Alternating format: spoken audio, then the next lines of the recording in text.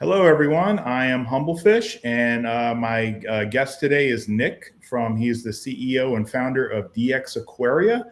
And we're just going to get right to it. Nick, can you please tell us about yourself and tell us about dxAquaria? Yeah, absolutely. So first off, Bobby, thank you for having me. It's super exciting to be able to sit here with someone with such a great reputation on the ornamental side, and I'm very excited to dive into all of this. My name is Nick Giannasca. As Humblefish said, I am the CEO and founder of dxAquaria, which is a company that is focused on aquatic disease detection, as well as resources for essentially not only treatment, but also how to visually detect and test for these types of diseases. I hold a degree in molecular biology. That's kind of what got me into a lot of this. And I've been keeping fish since, gosh, I was 4 and spent all of my Saturdays cleaning my dad's cichlid tank with him. That's kind of how a lot of this started. Um, and slowly but surely, through undergrad, started working in a fish shop, fell in love with it, saw the struggles firsthand of what disease can do, and the lack of resources around helping those who are in the hobby and in the industry.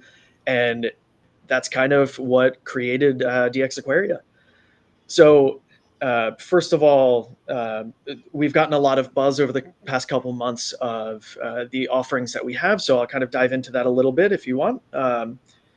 And first off, we have our mail-in test that was launched a few months ago. This is a test for 4 different pathogens.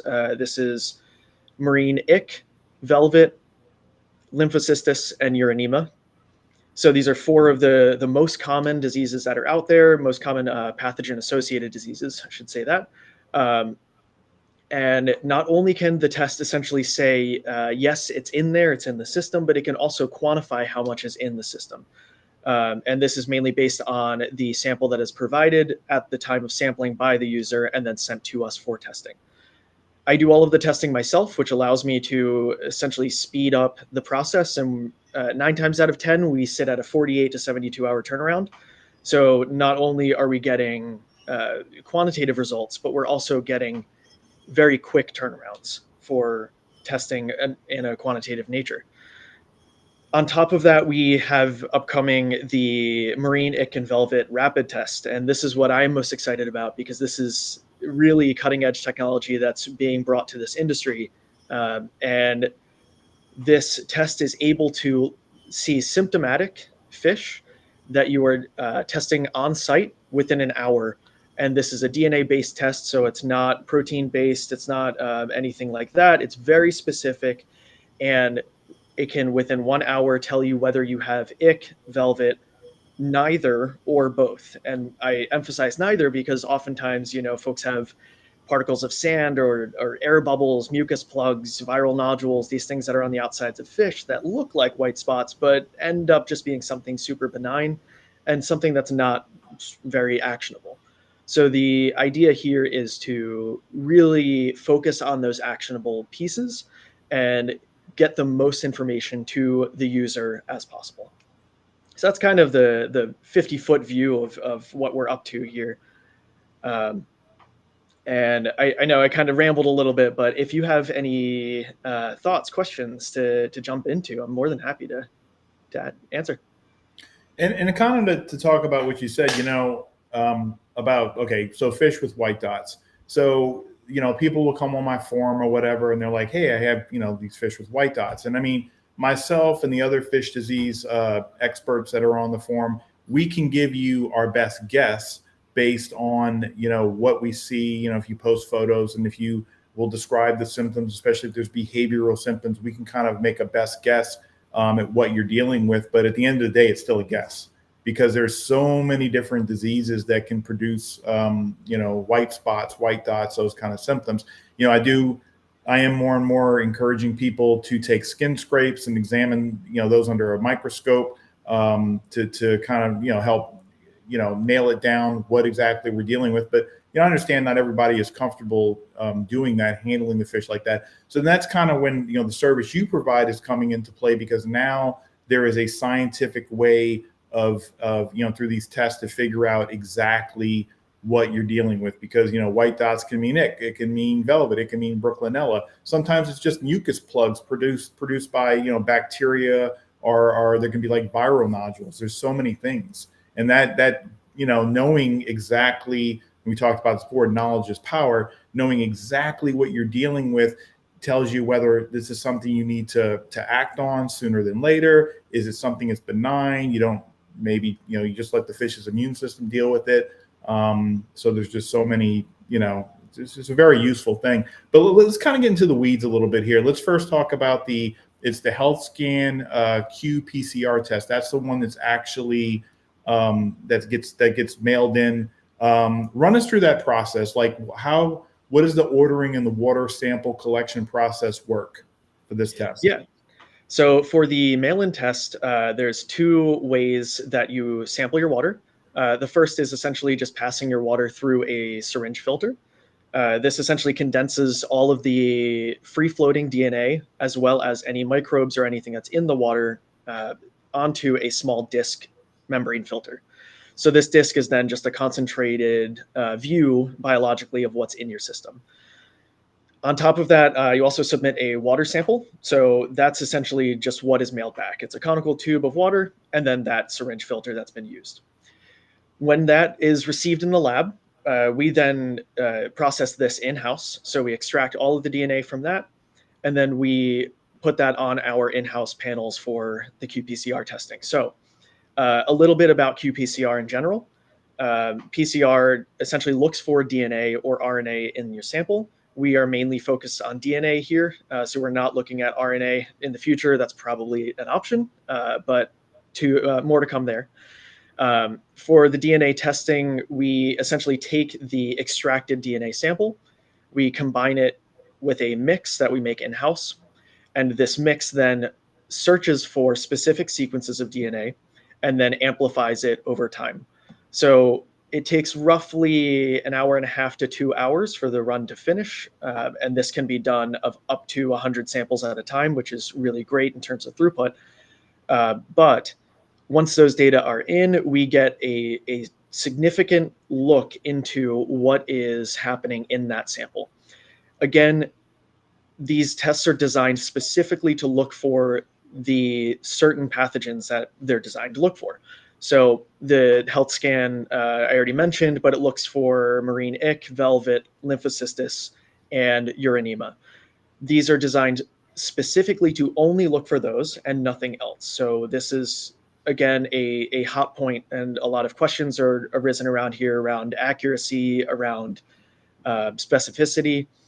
And because of the way that they're designed, they are made to not look for anything else and not accidentally pick up other ciliates, other protozoa that may not be parasitic, or things like that that are in the system that would be in that sample.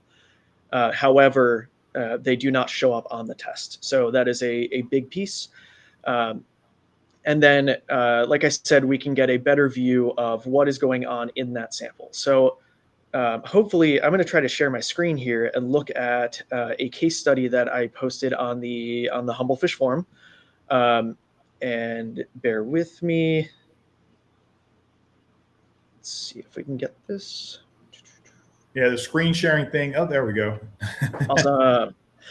So this was something that the team and I did in August. And so this was an Achilles tang that was showing a ton of symptoms, some kind of white dots on the outside that, the client did not know what was going on. This appeared within 72 hours. And all of these symptoms here really started causing a lot of distress for the fish. And this was really the only fish in the system that was showing these visual symptoms. So at the time I was called out, this is what the Achilles tang looked like. Again, this is a very, very advanced stage of disease.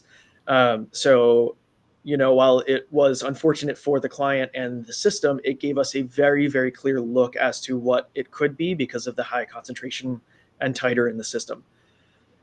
So the fish itself was transferred from a 1,400 gallon system into a smaller system that did not have any invertebrates or anything, which allowed for treatment via copper.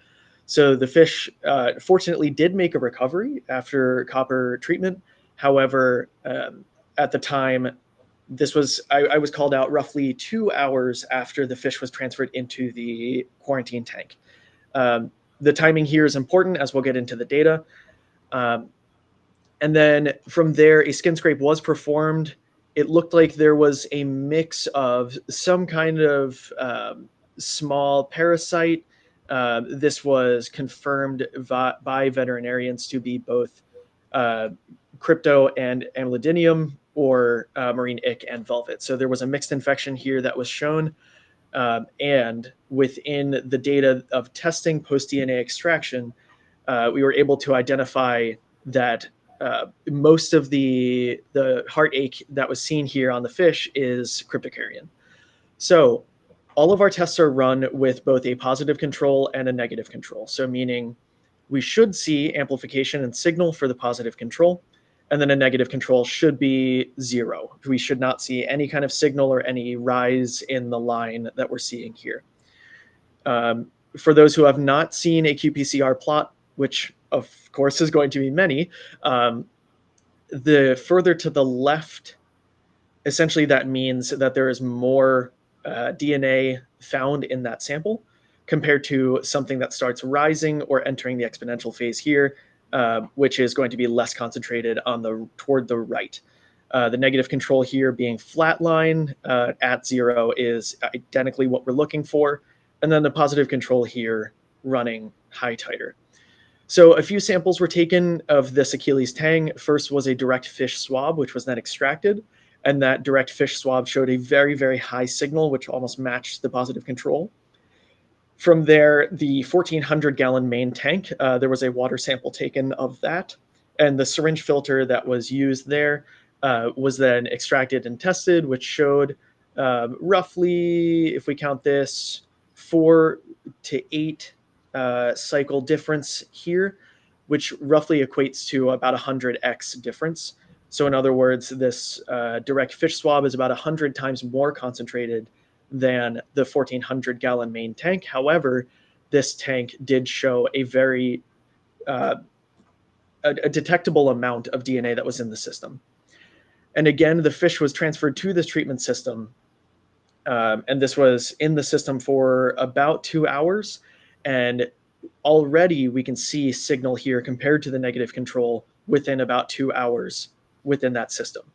And again, I highlight that because this gets to a few questions that I've gotten in the past in terms of how long a fish needs to be in the system before the DNA can be either tested or monitored.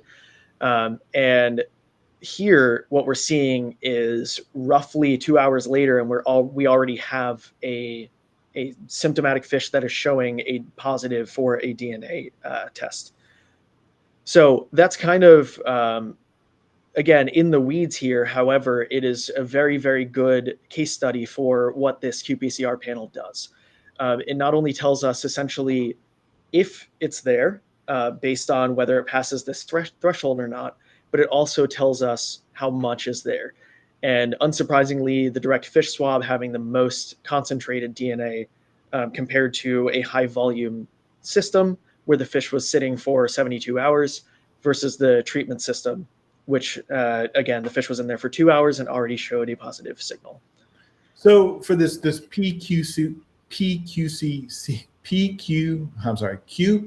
test. Yep.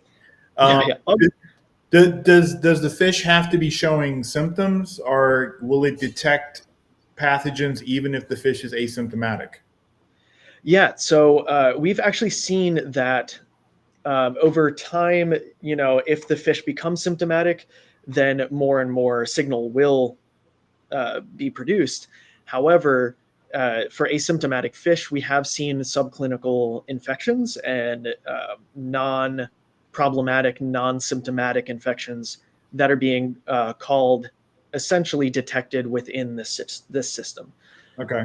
One critical piece here is I am not an aquatics veterinarian. I don't, I can't claim to be. I don't have the licensure to be able to say that. So this in its sense is really an RUO test, a research use only for essentially detecting DNA. It is not a clinical diagnosis. It's not something that I can say, your fish is diagnosed with X, therefore do Y, or write you a prescription for this, right? Right. And so that's one piece that, it for me on my side, it gets tricky. However, within the DNA testing realm of things, we can at least tell you what is in the system, what's happening in the system, and whether or not it's at a level that could be concerning. We more and more over time, we're getting data of these subclinical infections of post-treatment, which is also another critical area. So let's say you had a cryptocarian, an ick outbreak, and then you treat it with copper, right? I've had a client submit multiple samples over time, which can then allow us to track, how things are changing over time. And not only that, but if there is a full eradication, or if there is still something sitting there that might not be causing a problem at the time, but could end up rearing its head again in the future. Which has been very, very exciting in the terms of the academic side of this, where we can actually delineate between full eradication and kind of a very low positive. Like a sublethal concentration. So using Right. just plain speak here, is it fair to say the higher the DNA, like the concentration of DNA, the higher the parasite load in the aquarium, essentially? Yes, so that is the assumption in this case, and I say assumption because 9 times out of 10 this is proven out. However, sometimes of course, there's going to be oddball samples that are sent in, and cases where essentially, who knows if there are certain phases of the life cycle of, for example, ick, right? If it's in its dormant phase, if DNA levels are decreasing, that could mean that essentially there's less going on in the system. However, it's still there, right? Right. And the only way to really be able to look at that is either skin scrapes or looking at the sand bed itself, right? And trying to find these microbes, which is not easy for scientists, and then on top of that is not easy for the layperson. It's simple, however, it's not easy. Is the way that I like to say it. And like you said before, some people are less apt than others to do the skin scrape, and albeit it's a fairly benign process and doesn't harm the fish if done correctly. However, it's one of those things. If you don't have a microscope, then skin scrape's kind of out of the question. Right. And some people are just, I mean, are just not comfortable handling a fish like that and doing that. And I mean, it's just something they don't want to deal with, they don't Right, want to do right. that. But this gives them another option, and I think you kind of touched upon it. This is sort of for informational purposes. So, Right. you get this test done, you find out what you've got going on, and then you decide what you want to do with it. Some people, if they know they have ichor velvet or something in their tank, they're going to, immediately quarantine all the fish. They're going to treat with copper because they don't, they don't want to deal with that. Other people are like, well, so let's just say you have an example. You have cryptocarian, you have marine ick in your tank, but it's at a very low level. And you're, saying that, well, I don't really want to catch all my fish and quarantine and go fallow and do all that. I'm like, well, then I would recommend install a UV sterilizer, install ozone, some sort of a management technique to get on top of it before it spirals out of control. Because we were talking about this before we began. So many times I get contacted by people that tell me, hey, you know what? Everything was going great. Things look perfect. I never once saw ick on any of my fish. And all of a sudden, heater stuck on, power loss, something, or, fish got into a big fight. There was some sort of a stressor event in the tank. And next thing you know, fish are dying left and right. Well, I didn't realize I had ick in the tank. But if you did know before fish even started showing symptoms, you could be proactive and you could do something to attempt to manage it, to corral it, so to speak. So that's why I think this is so great, because, knowledge is power. You know what you've got going on, and you can decide for yourself then how I want to deal with it. Yeah, absolutely. And it's funny when you talk about management techniques, because one of the simplest ways that you can help the immune system of any fish is just feeding them better. feeding them better, high quality food, right? And allowing them to oftentimes manage the infection themselves. This becomes tricky, right? Because if at some point it ends up, you know, becoming symptomatic, becoming something that's going to be a lot more lethal to the animals in the system, then, you know, again, knowledge is power. Moving into that situation and having that data in the back pocket, it allows you as the person who's keeping these animals to be able to make the best judgment call that you can in the situation, Right. which is really what we're all about. I mean, my goal here with the company is to help those who are reaching out. The one big thing that I do every single time I send out results is provide a results interpretation, right? Most people don't like to see qPCR graphs and then take that and then sit there and try to make sense of the data, right? Most people want to get 2 or 3 sentences that say, hey, this is what I saw, this is what it is. Reach out if you have questions, right? Because at that point, it becomes a lot more digestible and a lot more manageable when it comes to the information side of things, which is, again, why I've chosen to focus on 4 main pathogens to begin. And I say to begin because we're planning on launching more and more tests over time, right? Obviously, there are a lot of pathogens out there. There's a very, very complex web of all of the things that happen in systems that can be chemistry dependent, that can be biologically dependent, right? All of these things that change over time, and every situation and system is different. So within those situations, we have to be able to be very flexible and be able to help those in whatever situation they have. So for us, I mean, there's a lot of development happening in the background. And it's very exciting, but at the same time, we want to make sure that a lot of what we're doing is still going to be top notch.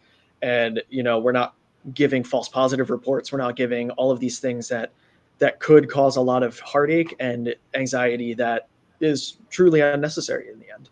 So you're saying that in time, this test would also maybe be able to detect things like Brooklynella, maybe various bacterial diseases like Vibrio and other like bacterial infections. It will eventually we'll get to that point.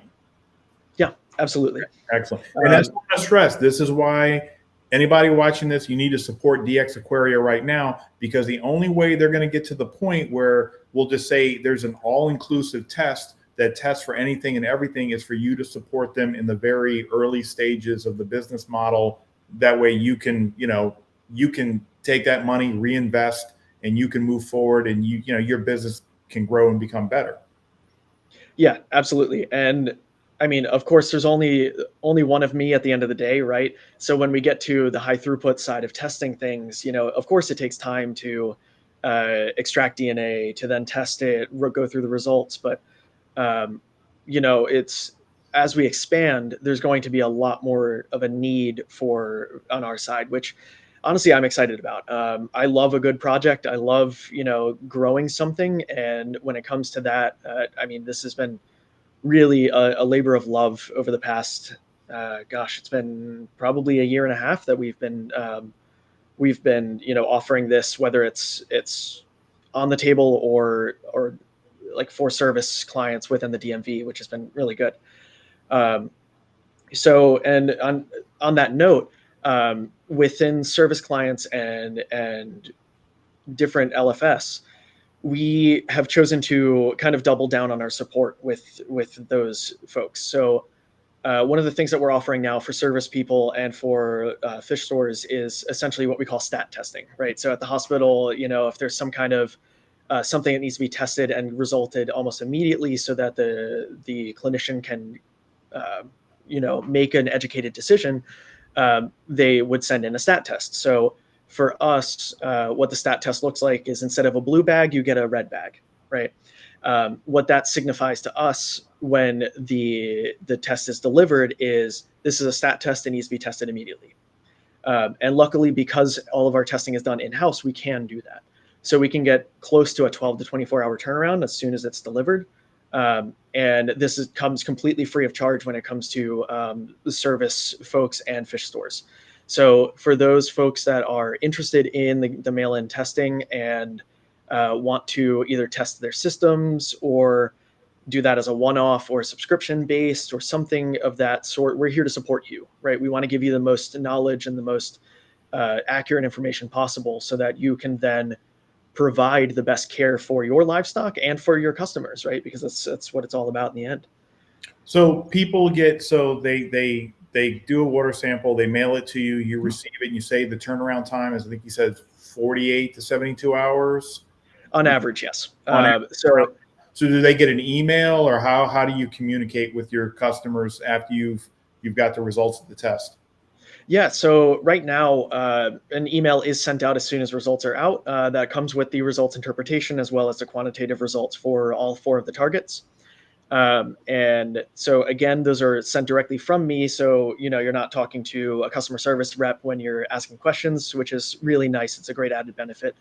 But in the near future, and I'll go ahead and share again here, we have partnered with 2 companies that are based up in New York, Ashlex, which is a consulting and technology infrastructure company, and AVMads, which is a veterinary diagnostic solution company. And both of these companies have worked with us to essentially create what we're calling the dxAquaria portal. And this is turning out to be something that I honestly could not have dreamed of. I'm so excited about it. And within this, essentially, this would be the client side, but this is also the admin side of things, right? This becomes a full dashboard of your samples within all of your tanks, your systems, and if you're a service person, all of your clients too. So we have drop-down menus and whatnot where you can essentially take those data and then graph them over time, right? So your dashboard, you might get some critical alerts if you have something that's a lot higher than normal, which would then immediately trigger an email to you saying, hey, the velvet levels in your system are out of whack. Something needs to happen here. Or, if you aren't seeing disease, there's a high likelihood that it's going to appear soon. So it's like a health portal for your fish, for your fish tank, and a health portal for your clients. So similar, like when you go to the doctor and they're like, log in here and see all the test results. It's basically like a health portal for your aquariums. Yeah, absolutely. And so within this, if we look at the samples page, again, this is more of the admin view. So there's a lot here, but we can actually graph these results over time.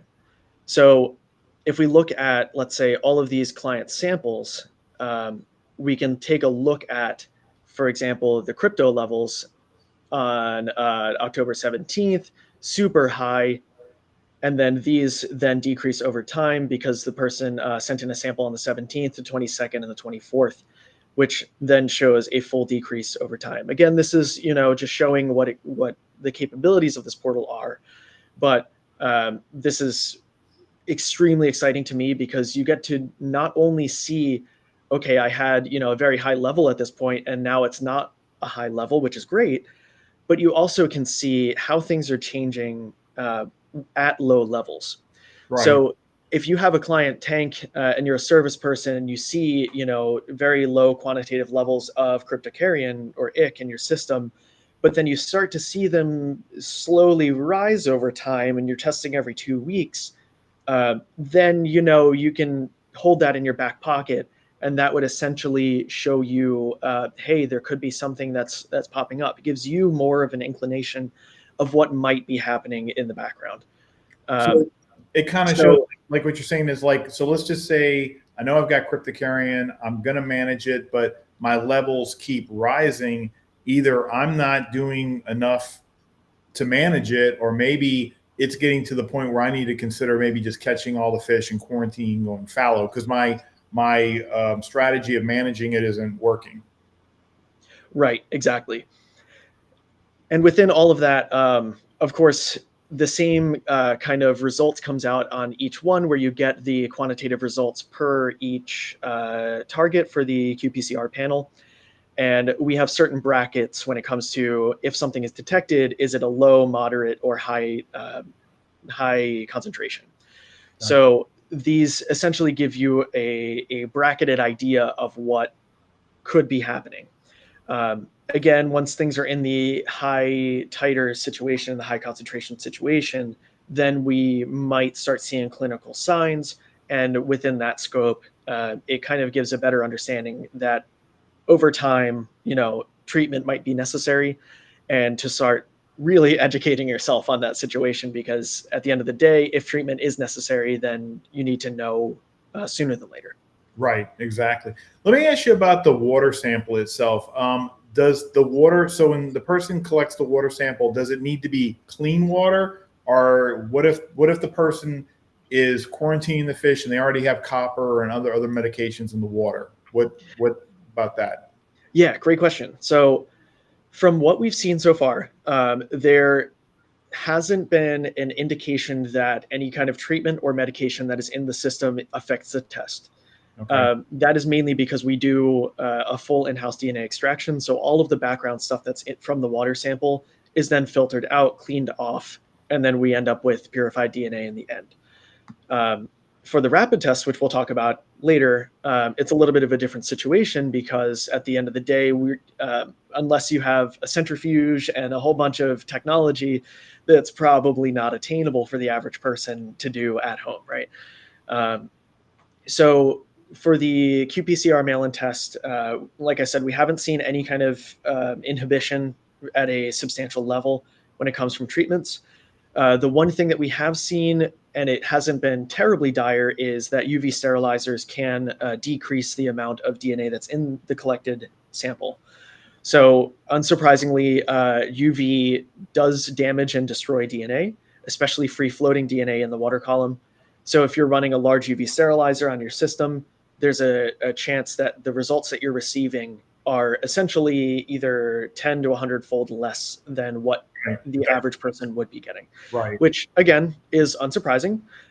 However, we do have recommendations where, if you turn off your UV sterilizer for 24 hours, it allows that bioload to essentially up itself to increase back to what we would expect to see in that system.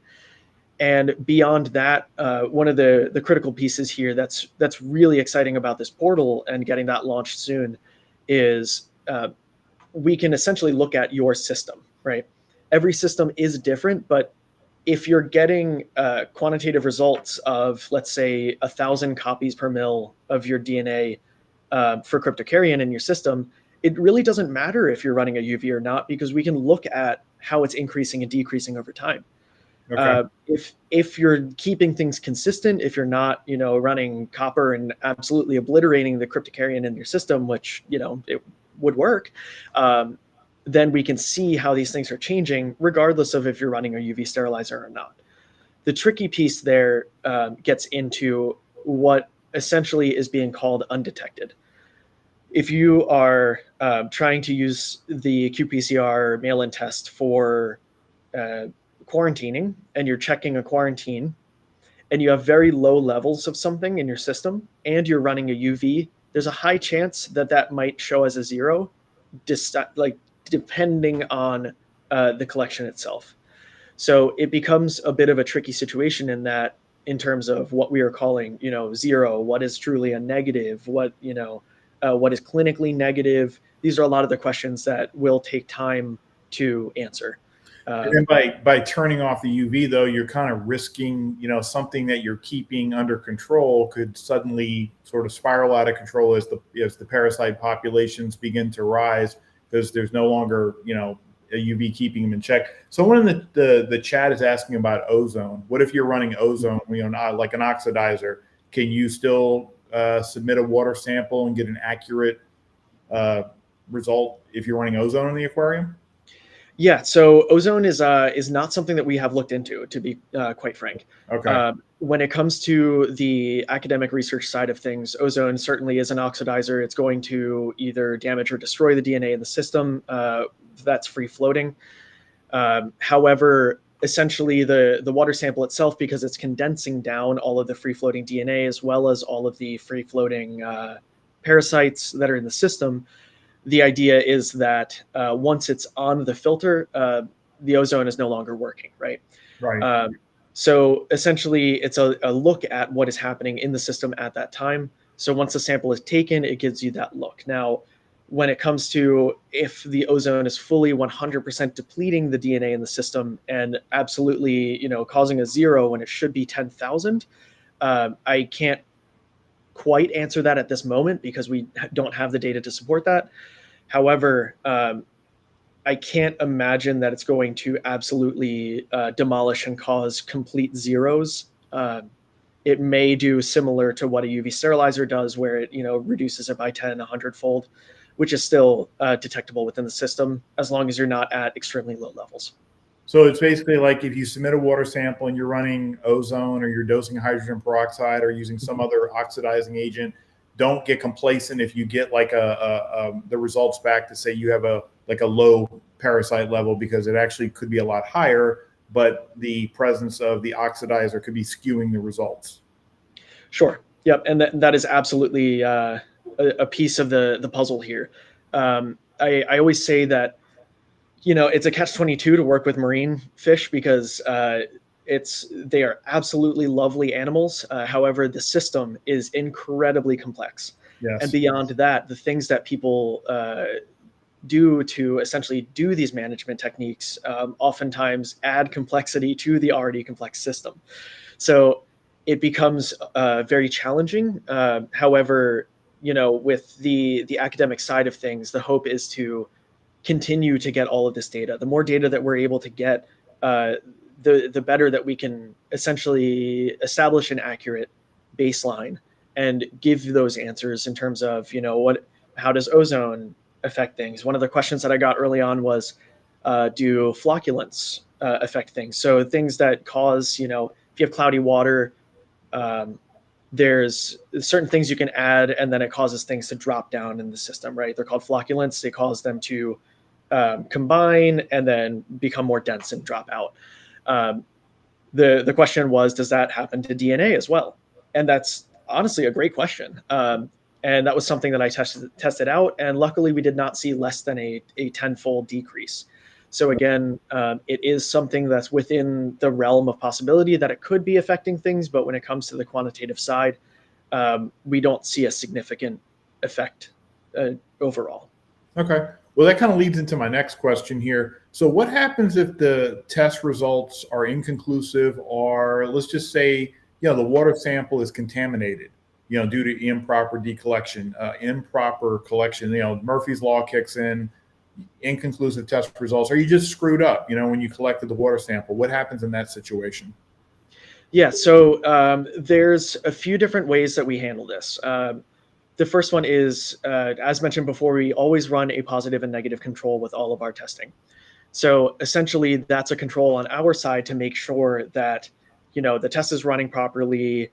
There's no hiccups along the way. Something was misformulated, right? It's just the control in our house to make sure that on our side, the things are happening that should happen. Mm-hmm. Beyond that, when it comes to the collection side of things, one of the big pieces that the team and I have been working on, especially early on, was making sure that the collection process is as simple as possible. Yeah. And essentially, the idea is, the simpler the process is, the fewer ways that it can get messed up, right? There have been samples that have been submitted where I actually had someone swab a fish and send it in, and that was something that I didn't count on, and I didn't expect it, because they swabbed the fish, took the swab, and then expressed it in the water. So the levels that I was seeing for uranema in that situation were very high, like extremely high, past what I had seen ever before. Very surprising. I reached out to them and they said, "Oh yeah, I just wanted to make sure that it was a positive." Which, I get. It's you're kind of skewing it in that positive sense. However, it was something that was surprising to me. So, within that situation, keeping to the instructions will essentially control for everything on the client side. So the idea is the fewer steps possible, the simpler the process, right? Okay. Uh, the collection itself is only 4 steps. And one of them is just taking a conical tube and dunking it in your water and then capping it. So that, in that sense, is as straightforward as it can get. Um, but of course, there is going to be variation in terms of the things that folks do to collect, and there is going to be collection error. If something fails on our side, then we either repeat the run immediately, so that you get your results still within that window. However, usually we'll send out a result, or we'll send out an email that says, "Hey, a control failed or something happened. When we got some unexpected results, so we're going to repeat this and make sure that the sample produces the same result." On top of that, in the past, I have sent things out for sequencing to make sure that whatever we are calling positive or detected in that situation is truly what we are seeing, right? Right. It's really a gut check, a double check to make sure that the results are what we expect them to be. So if the results are, let's just say for some reason are inconclusive, you can submit another water sample, no extra charge, and you'll retest. Yeah, so the first thing that we do is we retest the sample that we have on hand. Okay. One of the good things is that we are able to actually look at small volumes of the water sample that are sent in. So we request a minimum of 10 milliliters of water. It's a 15 milliliter conical tube that's sent with the kit for collection. Okay. When we test them and extract the DNA from it, we only use roughly 5 milliliters of water. It's a very small sample, but again, it's a secondary way to look at the system, and that's secondary already to the membrane filter that's provided. So that's step number 2. Step 3 on our side is resample the water, right? Right. So is to go back to that sample and then double check that whatever we're seeing is true to that sample. And of course, the sample that we have on hand is the only sample that we get, right?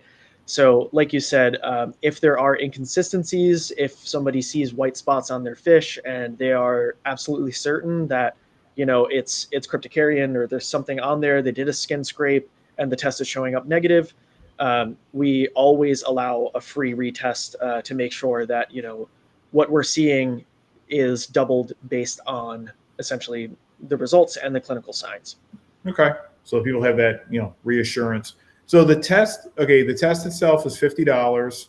Right. Will you be offering a subscription program where let's say you get X number of tests for, whatever a month? So let's just say I want to test my tank every 2 weeks or something, or whatever it is. Is there any kind of subscription program I can pay for?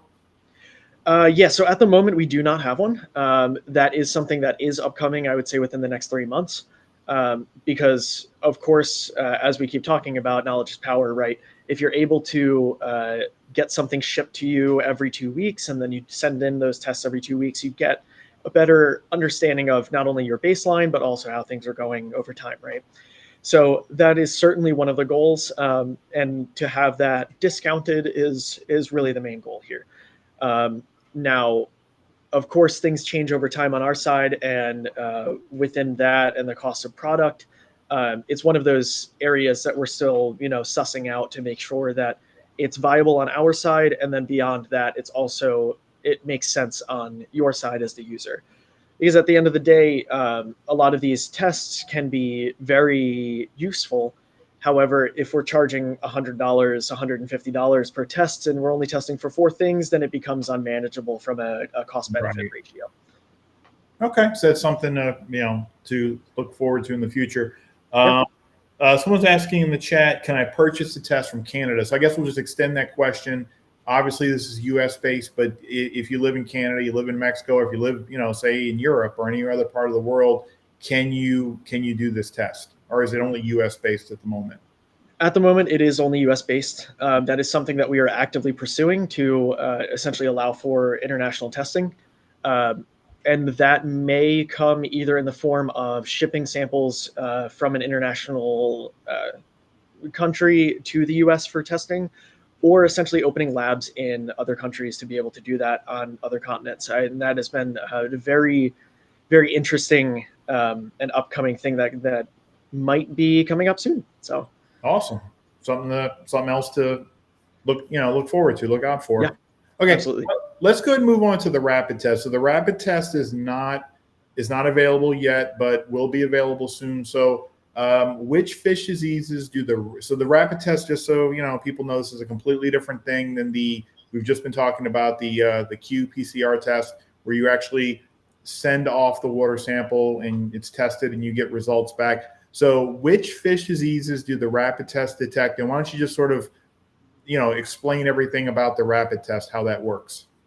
Yeah, absolutely. So the first rapid test that we'll be offering, this is for marine ick and velvet. The main reasons that I decided to start with these two pathogens is, first of all, testing for more pathogens at once becomes a little bit more complex. So starting with two became fairly straightforward. But beyond that, ick and velvet tend to be two of the most visually misdiagnosed pathogens. So you see a fish, you see white spots on them. We've talked about this already, but is it, mucosal plugs? Is it particles of sand? Is it an air bubble that goes away the next day, right? Right. These are questions that a lot of people have. They end up on your forum and post pictures and things like that. And of course, it becomes challenging to be able to assert the best guess, right? Within that scope, that's kind of the idea behind the ick and velvet test. We are able to not only tell you if the test itself collected and detected ick, velvet, both, or neither, but it's also able to essentially give you that that next step in the pathway, right? If it's not ick or velvet, but there's mucus that's coming off the sides of the fish, then you might start thinking Brooklynella, you might start thinking bacterial infection, something along those lines, versus how nuclear, I like to say, how crazy you have to go with treatment, right? In terms of picking your fish out and then putting them in a copper quarantine tank if you have inverts in your main tank, those kinds of situations. So the rapid test itself, when it comes to the process, it's roughly a 1 hour process. 30 to 40 minutes of it is simply waiting, which of course is never the fun part. However, within that scope, it's a very similar situation where you sample your water column, or you have the option of swabbing your fish, which will give you the most concentrated sample, as we saw with the qPCR results. And then from there, you take that sample and then you process it on site. And by process, I literally mean you take a little bit of the liquid and move it to another tube. And so that's the process, right? We've tried to keep this as simple as possible. And from there, it then gets added to a very small pellet that, again, we make in-house. And then this is where the waiting happens. So this, at that point, it takes about 30 minutes for the reaction to occur. It's a DNA amplification-based assay or test.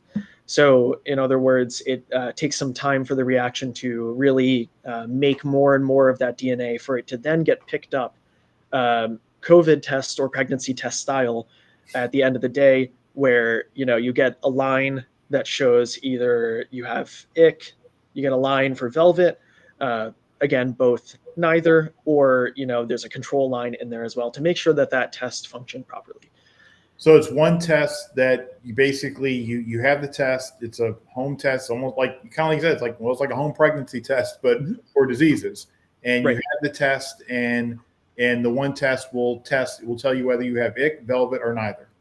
Right. Okay. Exactly. Okay. Which is great, I think, because ick and velvet are the two most common pathogens that we see, and it lets you immediately. Am I dealing with one of those two? Or not? Can I rule that out and move on to all the other possibilities? But the two most common are, you can test for. So this test here, when will these test kits be available, and what will the cost be? Yeah, great question. So this is kind of a first announcement here. So this is exciting, but we are planning a soft launch, what we're calling our scientific launch. And this is going to be in late November. Okay. So this is essentially our goal date is November 24th. So that's the Monday before Thanksgiving. And this is when, beyond the beta testing that we've already done, this is going to be sent to aquatic veterinarians, to universities that have already signed on, to these a lot of folks that have access to samples that will either trigger a positive or challenge the test, right? Because at the end of the day, if the test doesn't work, it's not worth its salt, right? So beyond the beta testing that has already been done, as mentioned, and we had roughly 120 beta testers, which has been very, very worthwhile. And that beta testing has been happening over the past 6 months. And it's been very, very informative for me as a lab scientist who's very used to complex procedures and whatnot, to hear things like there's too many syringes in the box. There's too many, right? There's too many steps. There's too many, how can we simplify this, right? And of course, it takes time to be able to sit down and say, okay, how can we do this? Does the chemistry allow us to do this? And we've simplified it as far as we can, hence why we're heading into that scientific launch, which I'm super excited about. In terms of timeline for full retail, we're looking at either a mid-December or early January launch, which I am very, very excited about. The test is currently open for pre-order, and pre-orders will be shipping out between the scientific launch as well as between the scientific and retail launch, which I again would expect as to be early December. So the folks that are online that have already pre-ordered, that's when you should be expecting your situation, your kit to be sent to you. Of course, that's barring, force majeure and what might happen between now and then. But I'm very, very excited to get that in everyone's hands. And when it comes to retail pricing, we are looking at right now for the scientific launch, roughly a $40 price point.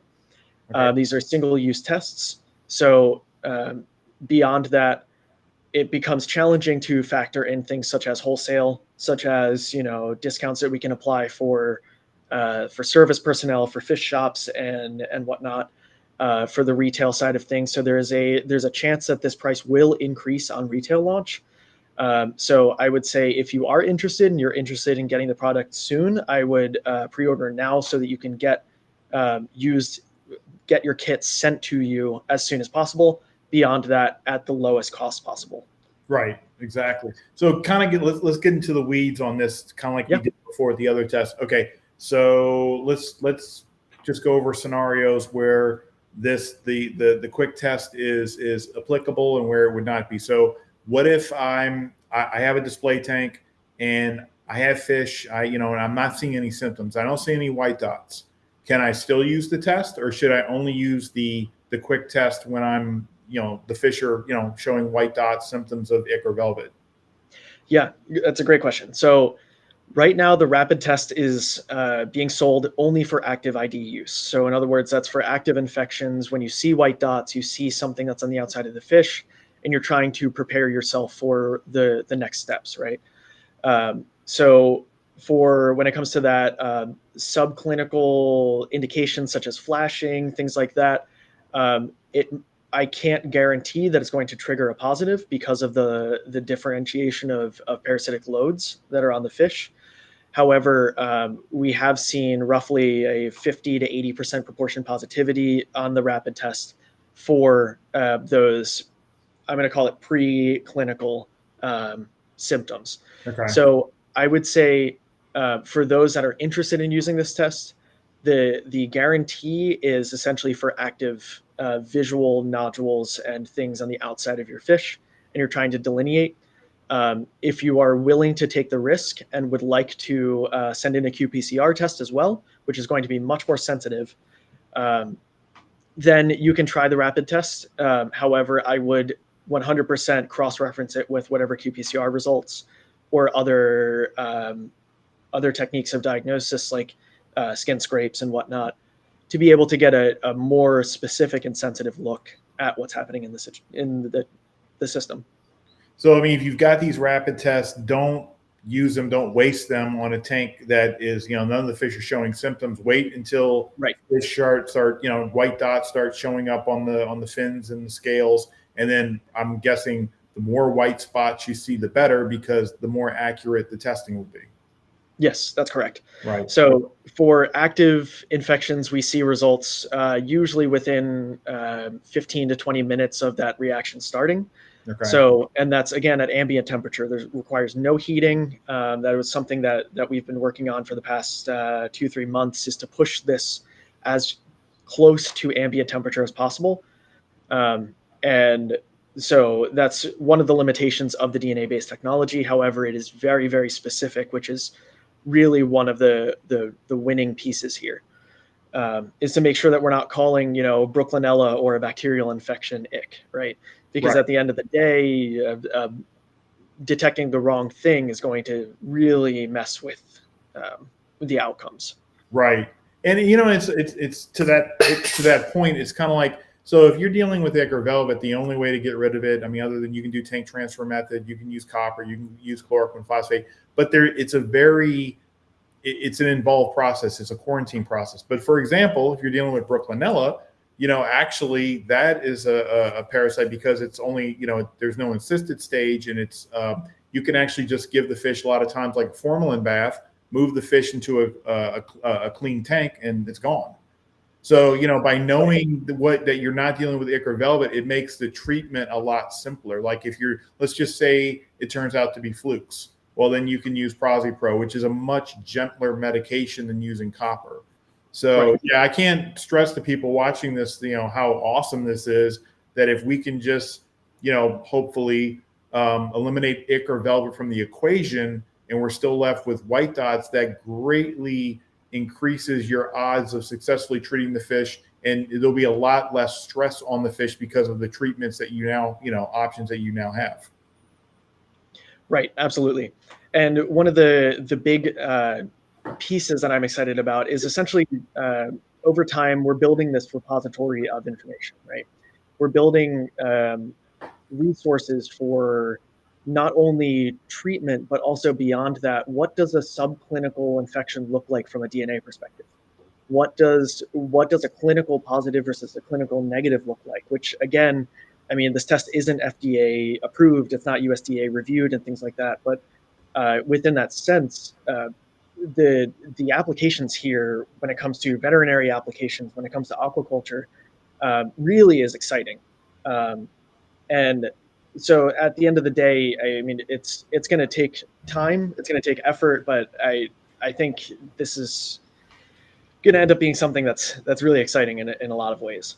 Oh, very much so. Someone in the chat is asking, what is the shelf life on these? Great question. So right now, unfortunately, stability studies, unfortunately, the only way to test it is to let it sit, right? And true stability, we have out to 6 months at the moment. We're expecting roughly a year to a year and a half or 2 years. However, again, it just takes time of it sitting on a shelf and confirmation.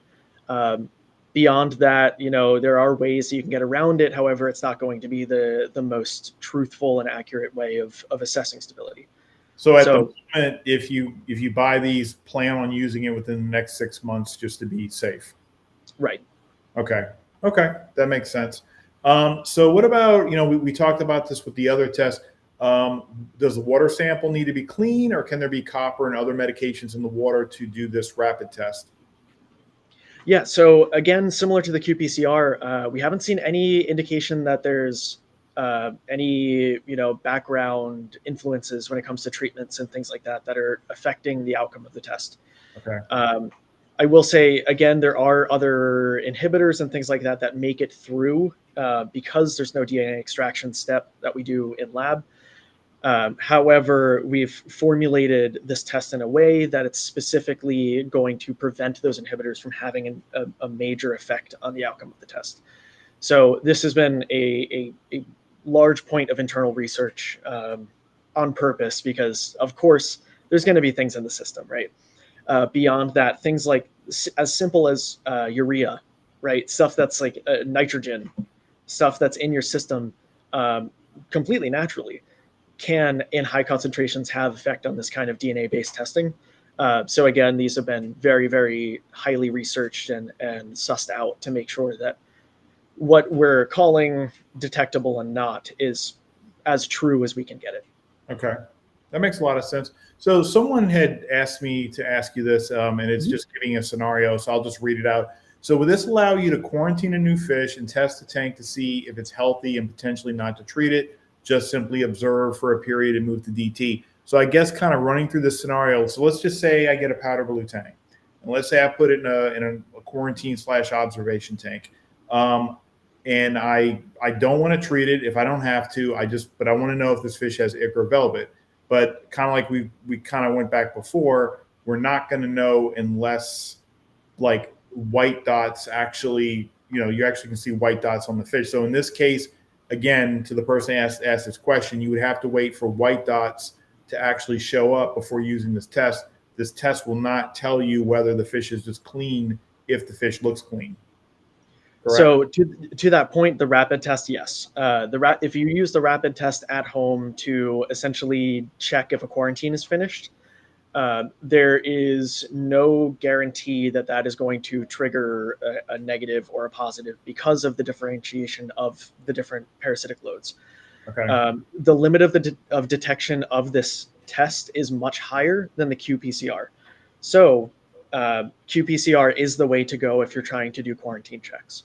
If you mail in a sample, and I would recommend at least waiting 72 hours to probably a week of visual quarantine, then collecting your sample and mailing that in, we can actually look for the DNA that's in the system and then quantify that accordingly.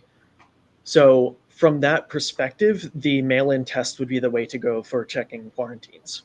Okay, so that would be the better way to go if you want to be sure to do the mail-in test versus the rapid test. Someone asked if you use post-mortem. So say the fish dies, and I'm guessing the fish would have to, if the fish died, the fish would have had to have been showing white dots in order. But so how long after the fish is dead with white dots on it can you still use this test? So another good question. Right now, we've had a few situations where we've actually tested this out with the qPCR test, Okay. where within the DMV area, a few service companies that we work with usually reach out if there's fish disease or if there's fish that have passed. So those oftentimes get passed on to me, and then we do testing on them. As far as we've tested so far, post-mortem, the rapid test is able to detect any ick and velvet, which is very, very exciting. While it's not fun to have, a fish death, it's very plausible that one may pass. Then you have the ability to catch it, remove it from the system, test it that way, and then get a better understanding of how and why it passed. Okay. So from that perspective, it is certainly possible. For specimen storage, that's one big key piece. If you, of course, leave your fish out at room temperature for 3 days and then try to test it, first of all, it's probably going to smell not great. Second of all, it's going to be hit or miss because the pathogens die off, they're out of the water, all of these factors. However, if the fish dies and then it remains in the system, there's a high chance beyond, if the fish are picking it apart because it's food at that point, then, I would gander a 72-hour window where you can, pick the fish out, swab it, test it, and then get a result that way. Right. But the short of it is the best use of this test is when you have a live fish that you're seeing white dots on. That's the best scenario to use the rapid test. Yes, absolutely. Just so people don't get unrealistic expectations. I mean, this is the ideal circumstances to use this test is you've got a fish either in quarantine or a fish in your display tank. It's got white dots. You don't know what they are, and this rapid test will help you hopefully figure that out. Right. And in the future, I have plans to move this to more of a surveillance and a more sensitive at-home test. However, we're already stressing the DNA-based technology as is. So trying to push it further into a more sensitive test may require, a longer incubation time. It may require a more costly reaction formulation, things like that, it's going to take time to research, develop, and then beyond that, make sure that it's actually doing what it needs to do. Right. So someone asked, and I'm guessing the answer is trophons, which parts of the disease life cycle can the I guess both the rapid test and the other test detect? So if we're looking for white dots, I'm guessing, if I'm putting this right, the strongest DNA signature is given off when a fish has trophons, visible white dots, trophons on the fish. Is that correct? That's correct. For the swab, that is correct. Now, one of the big pieces here is the rapid test comes with both the water collection device as well as a swab. So you can choose, it's kind of a pick your own adventure, right? So not only can you just swab the fish and then use that as a very high concentration sample, but you could also sample the water column, which is going to get any free floating parasites, as well as environmental DNA that might be in your system due to parasitic die-off and things like that, which would then cause, cell lysis over time and release of DNA into the water column. Okay, that makes sense. Yeah, it makes perfect sense. Okay, so let me just look over my list of questions. I think that covers most of it. So let me just kind of let's talk about what does the future hold for dxAquaria? What new products or technology can we expect to see in the future? Yeah, so I would say starting out with the qPCR test, now that we have essentially the best grasp as possible on not only the shipping logistics, all of that, the background stuff beyond the technology, we're able to expand what we're testing for. So in the future, I would say expect to start seeing more and more tests rolling out from a quantitative nature with the qPCR panel. And all of this can be done from the same sample, which is really, really critical to note here. You would submit one sample, and then we could run 5 to, 10 separate panels on the sample. So within that scope, things like flukes, things like different bacterial pathogens, maybe even antimicrobial resistant pathogens. That is something that, in my 9 to 5, that's something that I've worked on in the past.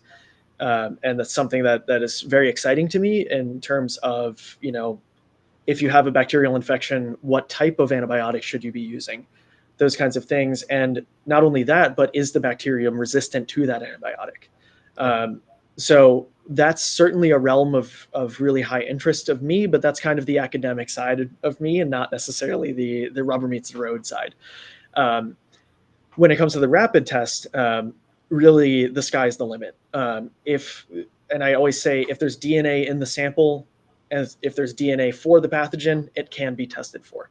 And within that scope, I already have in the freezer upstairs, funny enough, a test that's almost ready to roll out for urinema, which I'm really excited about for on-site rapid testing. However, it's going to require a lot more tailoring compared to something like ick and velvet, because urinema is one of those tricky ones that sits at low concentrations in systems and causes no problems. And then suddenly, all it takes is an immunocompromised fish or something in that situation where it just becomes highly pathogenic and oftentimes lethal. So the goal there is to find that happy medium and to essentially push that as far as we can. So urinema is upcoming, and then there's plenty more when it comes to marine diseases. We're already looking into freshwater diseases and applications within both the koi industry as well as aquaculture industry, because there's a lot of crossover for both ornamentals and breeders. So there's a lot cooking in the background, which I'm very excited about. Is there any timeline for the urinema rapid test? Someone's asking in the chat here if there's like a timeline for that. So I guess, and before you answer that, I guess we could get to a point someday, hopefully, and it's going to take a while, I realize that, where you could order one rapid test and it tests for almost anything and everything. And that's the hope. That's a realistic expectation for the future. Okay, but getting back to this, the person's asking, Is there a timeline for the Uranema rapid test? Yeah, so we're right now, I can't guarantee anything. I would say probably by mid next year, there will at least be beta tests out. Again, this is something that there's a lot of minutia that needs to be sussed out within the Uranema test. However, it is already developed, which is exciting. Um, and I will say with the qPCR panel, that was one actionable area that was really mainly developed as a reference method for the rapid test. So in other words, if it's positive by qPCR, will it be positive on the rapid test? Right. And so from a technical perspective, that was really what started the development of that mail-in style testing. But using the data and the samples that we already have for Uranema positives and whatnot that have already been mailed in to us, that's kind of the clinical side of things where, using the rapid test, combining those with the clinical samples that are already positive or maybe negative, and trying to suss that out. We have the tools at hand, which is really exciting. Awesome. That's awesome. So there's another question in the chat here. We know different strains have different life cycles, et cetera. Do different strains have different DNA? And if so, is this accounted for? Great question. So right now, every test is designed to the DNA that is available within global databases. So in other words, all of the tests are designed to capture and only capture and detect the DNA that belongs to conserved sequences for those specific strains. Now, that's not to say that, tomorrow Cryptocarrion could come up with a brand new strain that's not detected by the test. Right. This happens all the time in molecular biology testing. And we are as inclusive as possible. That's the best way that I can say that. Right now, I'm working on essentially what will become a package insert, is what it's usually called for diagnostic tests. And this is a booklet that comes and essentially details the accuracy, the inclusivity, the exclusivity, which is equally as important, of the tests and what kind of sequences it can catch, as well as the different strains. So while the average hobbyist may not be interested in that, that is something that is absolutely critical and very, very interesting to veterinarians, as well as folks that are trying to make sure that this test is worth its salt. And at the end of the day, if we miss something, I want to know about it. That's the other piece. That's only better. Right, exactly. And there's a fine line between claiming that this test can do everything and anything, and saying, it doesn't work, right? Because at the end of the day, the test works really, really well for the things that we know about. And if there's situations where, we can't account for different variables, or a new strain pops up, these are all variables that, again, we need time and the resources to be able to test those things. So again, if you have a skin scrape and it's positive for crypto, and then you'll get a negative result, I want to hear that. I will send you a collection kit, and I will get on to adding that, making sure that that's in our database, because at the end of the day, that's also really good academic knowledge. Exactly. There's very, yeah. Right. And there's very few folks in this field that specifically look for these kinds of things. Now, I will say that all of the tests are designed around very well conserved regions of DNA. So essentially, these are areas that if they do mutate, the cell is not either going to be the same species, or it's not going to be viable. It's going to die. So that's all done on purpose, because at the end of the day, that's going to be conserved. It's going to be, the likelihood of it mutating is fairly low. So that's kind of the long answer to that question. Right. And again, I want to stress to everybody watching this that, this is what dxAquaria can do for you right now. But in the future, there are more, more products and more tests that are being developed. But I highly encourage everyone to support dxAquaria right now, because the only way we get to this point where it gets better, more inclusive, whatever, is you make money off of this so that you can put that money back into R&D to develop more tests. So that way we get to a point where someday it's like, okay, I've got this handheld test kit and I just test my water and I know if I've got egg velvet, brook uranema, flukes, et cetera, et cetera, et cetera. So that's important. Also, I want to say, I see some more questions coming in. If you have any questions from either myself or for Nick, just put them in the live chat and I will ask them, because we're kind of getting close to being able to wrap this up. But, we'll stay here as long as people have questions. We'll keep answering questions, however long that takes. But if you have any questions, get them in now. Just put them in the chat, and I'll be sure to ask Nick the question before we wrap this up. Someone is asking again, will you be supplying UK or just USA? Sorry, I missed that, and I'll let you answer that again, but go ahead. Yeah, so right now for initial launch, we unfortunately will not be international. However, between the qPCR test and the rapid test, we do plan to have international offerings within the near future, probably next year or two. Okay. Someone even said, I guess it's not really going to matter because you got the whole customs thing. What if they would pay for international, shipping or, international rush shipping? But I'm guessing the problem is getting the water samples through customs, correct? That is the problem, because at the end of the day, we are testing for biologicals or biologic agents, right? So as soon as custom hears that, that's out of the question. Over. Yeah. Yep. And there are a lot of ecological concerns with that as well, because one strain of something that's in England may not be the same strain that's in the wild in North America. Right. So it's one of those catch-22s. However, like I said, there will be more developments in the future to be able to allow that to happen. Okay. So again, that's something on the horizon. Okay. So is there anything that you want to talk about, or that we haven't covered yet, or anything else? I think that's pretty much all the questions that I had. I'm looking here. It's all the questions I was sent and that I came up with myself. So is there anything else you want to talk about before we wrap this up? And again, if anyone in the chat has a question, just type it in and I'll be sure to ask Nick. Yeah, so I would just say, just as a general piece, please feel free to visit our website, dxAquaria.com. That's where most, if not all, of the resources that we have available will be posted. There's going to be a lot of changes when it comes to the website once the portal is active, which allows for more resources and more literature and whatnot that not only come from me as a day in, day out scientist, but also as your average hobbyist and from veterinary professionals.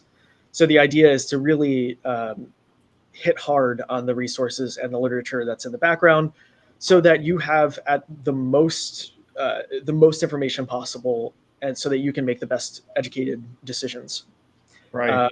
Beyond that, we are still accepting pre-orders for the rapid test again, which should be shipping out early December, late November. So within that scope, that's all on the website, and there will be an announcement that's sent out early next week to be able to share that information with the rest of the folks that are pre-ordered, as well as beta testers. Okay, that's awesome.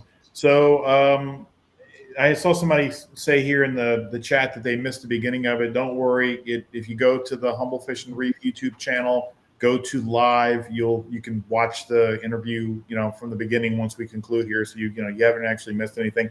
And I'll put all those links in the comment section as well, the website and where to order and everything else, so you'll have all that information too. So doesn't look like we have any more questions, so I guess we'll just go ahead and wrap this up. So yeah, Nick, thank you for being my guest, and I can't wait to be able to collaborate with you more, and I'm really excited about what the future holds for dxAquaria. Yeah, I'm super excited as well, and to your point, my dream is to have an API master reef kit, right? But all for disease. Yep. And so that would be, to me, that's the end goal. And that's what I'm extremely excited about. And, one step at a time, of course, but, it's really exciting stuff.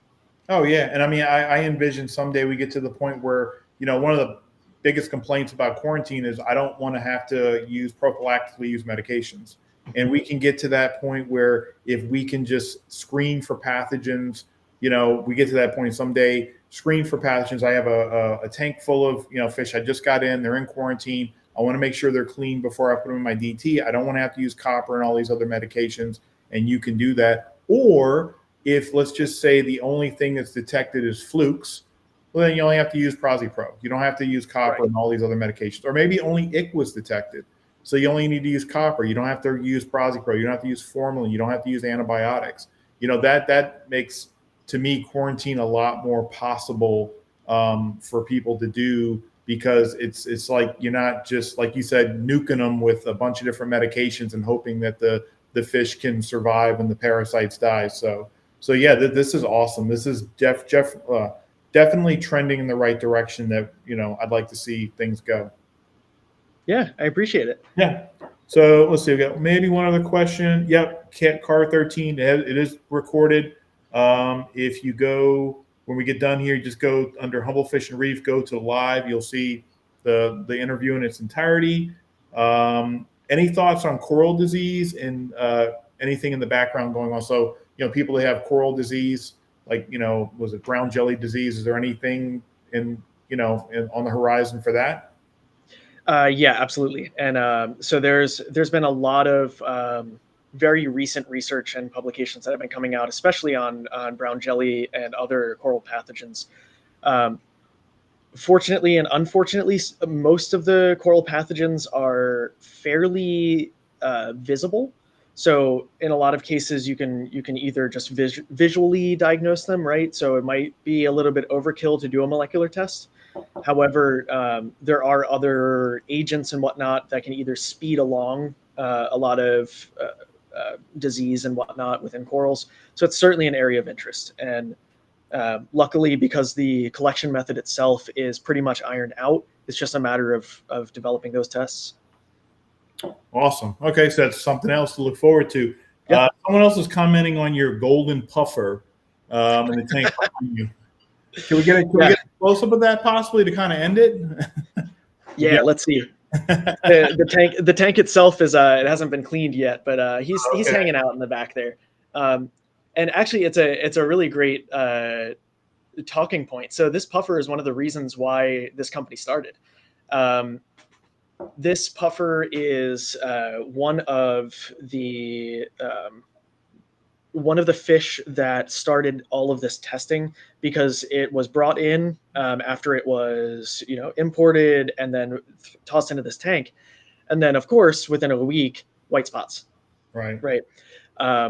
And the question became, is it ick? Is it velvet? And then while this isn't my tank back here, this was one of the service company's clients that I work with. So they were at a point where they were about to sit down the client and say, hey, like, this might be it. Your whole tank might be going, because this is probably velvet the way that it was showing up. Turns out it was just ick. It was confirmed based on molecular testing, based on the qPCR testing. And beyond that, the ick was so advanced that it seemed to resemble velvet. Okay. So again, by visual ID and non-fish scraping, it would have been, a very, very hard conversation to have with a service company's client who is about to lose a golden puffer that's certainly not cheap. And beyond that, all the other fish that are in the system that are hiding right now. So it's been like I said, it's been a wild ride, but this is, he's a good friend. He's quite fat in the background, but yeah, I love puffers.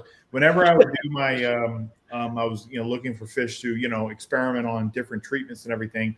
Puffer was one of the best fish to find, because they're actually pretty resistant to parasites. So I could find puffers with ick. I could find puffers with velvet, and I could, even if I had to, sometimes I would have to travel a ways to get the fish to bring it home to try treatments on it. I had a pretty good chance of being able to, even if it was like highly infected with something, I could get it home, acclimate it to the quarantine tank and begin the treatment to being experimenting, because they're just so disease resistant. So that brings me to another point really quick. So it's kind of like conventional wisdom is, if you have ick, you're going to see it on the fish. You're going to see white dots. but velvet being more of a gill disease, you're more likely you're not going to see symptoms of it. You know, the conventional wisdom is that when you actually see the dust on a fish that has velvet, that's an advanced infection, and that's highly unusual to see that. Has that been your experience? So a little bit in both ways. So luckily, because this is a DNA-based test, if it's at a moderate clinical level, and again, not a veterinarian, don't Right. um, but if it's at a moderate level and there's not, a dusting on the outside of the fish, there is still detectable amounts of DNA within the water column as well as on or near the slime coat of the fish. Okay. And beyond that, if there is a dusting, usually, I mean, it's very hit or miss when it comes to treatment and being able to recover from that. However, within that scope, I mean, the rapid test, especially within that dusting and then within gills, that is certainly enough to trigger a positive. Okay. Especially beyond that, there are recommendations for swabbing if you have the rapid test. Okay. Some people, the same folks that probably don't want to handle the livestock and then do a skin scrape, also probably won't want to do swabbing, which is fine. Right. Which is why we also include the ability to do a water column collection. So let me ask you this with the rapid test, because this is interesting to me, because a lot of times, we get people on the forum and they're like, hey, my fish are huffing and puffing. I mean, they're breathing rapidly, but the fish looks flawless. And anytime I hear that, I immediately think it could be velvet, because I'm like, that's the one disease that usually infects the gills first and kills the fish before you see any dusting on the fish itself. So are you saying that if, let's just say, someone's in that situation, the fish is breathing rapidly, and let's just say if velvet trophons are in the gills, doing the rapid test should tell them that the fish has velvet? That's the hope, and it depends on a lot of factors, but beyond that, especially the stage of infection. If Okay. I mean, and of course, with heavy breathing, with flashing and things like that, sometimes it could just be a low dissolved oxygen level, and within that scope, it's another one of those things. Is it a white spot? Is it a grain of sand? Is it all of that? So at the end of the day, that again is the hope, is to be able to use it for that kind of intermediate to advanced stage. I hope so, because that's one of the most frustrating things when I get, the fish is just breathing rapidly. There's no other symptoms, because I'm thinking to myself, could be velvet in the gills, could be gill flukes. It could be a contaminant in the water. It could be ammonia. It could be low dissolved oxygen. There are so many things that can cause that rapid breathing. And the person is panicking because, obviously they want to do something to help their fish as soon as possible. So for someone like me, I don't really know what to do in some cases, because, do no harm. I don't want to tell someone to give their fish a hydrogen peroxide bath or something like that, and it turns out there's ammonia in the water, because that's just going to make the situation worse. If there's not something in the gills that, say, hydrogen peroxide will help clear out, like velvet, or they could do a ProsiPro bath that will help. But then, if it's something environmental, then that's just going to make it worse. So yeah, I'm really hoping that we can get to that point, because that would really help me a lot. Yeah, absolutely. And I will say, I am always on the lookout for positive samples. I say this all the time and everywhere, because the test is only as good as the samples that it's been tested against, right? Right. And unfortunately, especially within this industry, we've had a lot of cure-alls and whatnot come and go, right? And a lot of different things that have come in and said that they're going to fix everything, and then suddenly it does not do that, and then that's that, right? So if there are challenge situations, if there are fish that have passed from unknown reasons, please reach out. You can either reach out on the website. There's multiple contact forms, or to me directly, which is nick@dxAquaria.com. And we can arrange either some sort of a collection method, or sending the livestock, whether it's on its last leg or if it has passed. Because at the end of the day, the more samples we have, the more data we can get, the more sure and confident that we can be in the testability. Okay. All right. Sounds pretty good. Okay. So any final thoughts before we wrap up? Not that I can think of. I think this was very productive. I'm glad. Very. Thank Yeah. you for having Yeah. me. Very, very informative. Well, we have no more questions, so I guess we'll go ahead and wrap it up. So I just want to thank everyone for watching. If you're interested in these tests that we've been talking about, you go to dxAquaria, and I'll post that in the comments section, so you'll have just a link to click to. And again, I encourage everyone to support Nick, support dxAquaria, support your research, and let's grow this thing to realize its full potential. Yeah, much appreciated. Yes. All right. Everyone have a good Saturday evening.